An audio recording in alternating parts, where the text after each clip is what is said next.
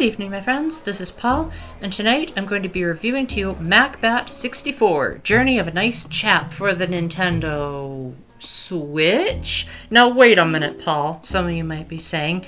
Isn't this game technically for the Nintendo 64? Well, the creator would certainly like you to think so with how the graphics, the music, the controls, and the title are set up, but this is actually more of a throwback to that era. A lot of developers like to make new games in the style of retro ones, but it's pretty rare that you find a game that tries to emulate the style of the Nintendo 64. Most people thought it was a blocky, ugly time where developers were just trying to figure out how to even get games to run in 3D, let alone HD and all this fancy schmancy stuff. However, MacBat 64, while it does succeed tremendously at capturing a lot of that old nostalgia, it also brings along a lot of the problems of that era that our nostalgia glasses just didn't want us to see. So you play as a bat, which I presume is named Mac, because that's the name of the title, and he travels across a handful of levels that are each inspired by a beloved Nintendo 64 game, and most of the fun in the game is discovering which N64 game it's referencing, and even trying to reference where some of the game's flaws came from, but we'll get to that later. Mac's only abilities are jumping and flapping his wings. You can only flap your wings so many times before Mac gets tired, but in the post-game you eventually get a power-up that gives him unlimited flight, and the game itself will even tell you that you can fly out of bounds, which immediately makes the replay value significantly higher than you think, considering that this is a very short game, and if you know what you're doing, it should probably only take you about an hour to beat, maybe another hour or two to do the post-game content.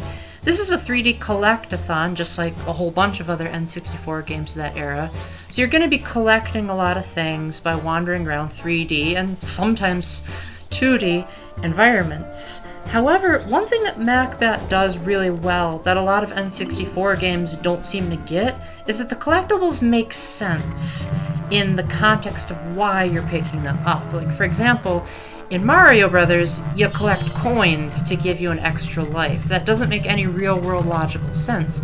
But in this game, you're collecting coins to either pay for a drink, or there's a pot of gold that lost some of his contents. And so, a lot of times the collectibles make sense and they have an in-universe function that allows you to progress through the level.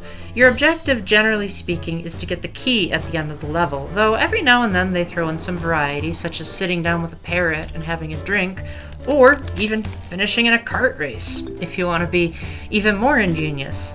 Now you might be saying, Paul, you're spoiling an awful lot of the game. Those are some pretty late game levels.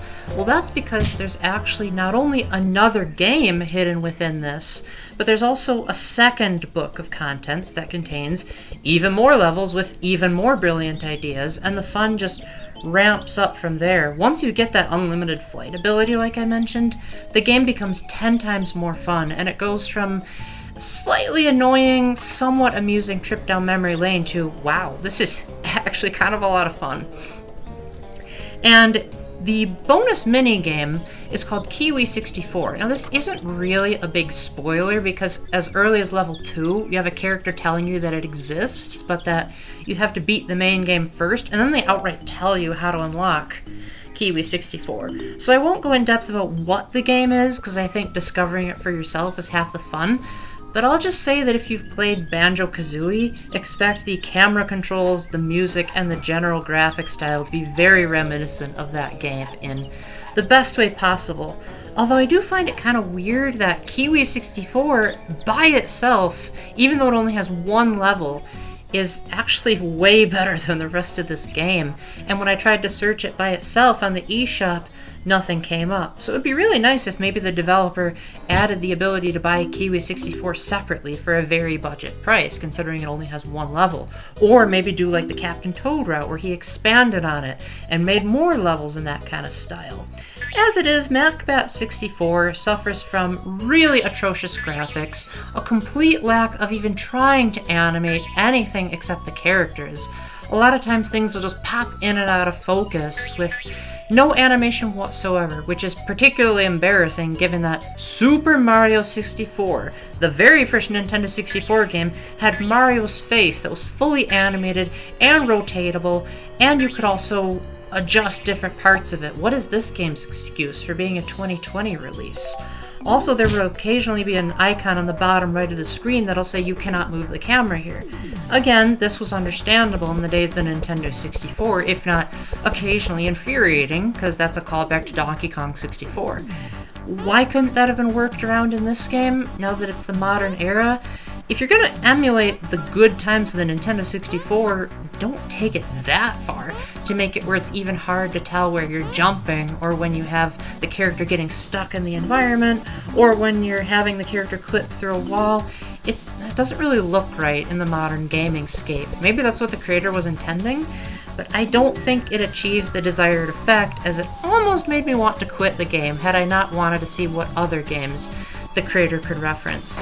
Generally speaking, when he wasn't trying to make a 3D collectathon, that's when the game was at its best. When it was parodying another type of game mode was when I found that I had the most enjoyment.